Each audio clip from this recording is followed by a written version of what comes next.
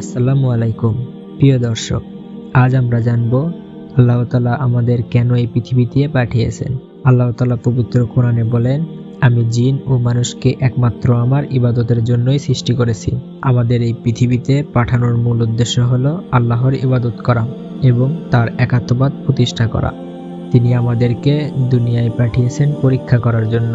আল্লাহ তাআলা আরো বলেন, যে ব্যক্তি নেক কাজ করবে সে তার ফল পাবে, আর যে খারাপ কাজ করবে সে তার শাস্তি ভোগ করবে। এই দুনিয়া হলো একটি পরীক্ষার স্থান। আমরা এখানে ভালো কাজ করব নাকি মন্দ কাজ করব তা পরীক্ষা করার জন্য। আমাদের জীবন একটি নির্ধারিত সময়ে সীমাবদ্ধ।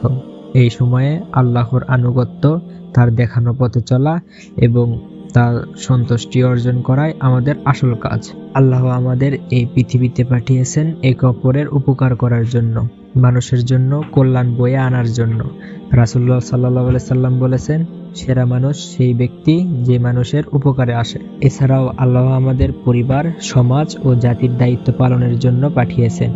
আমরা যেন ন্যায়ের পথে চলি এবং অন্যদের সেই পথে আহ্বান করি। প্রিয় ভাই ও বোনেরা, দুনিয়ায় এই জীবন ক্ষণস্থায়ী, কিন্তু যারা আল্লাহর পথে চলবে তাদের জন্য রয়েছে এক অনন্ত পুরস্কার, জান্নাত। সেখানে থাকবে শান্তি, সুখ আর আল্লাহর নিয়ামতে ভরপুর। তাই আসুন আমরা সবাই আল্লাহর দেয়া উদ্দেশ্য অনুসারে এই জীবন পরিচালিত করি।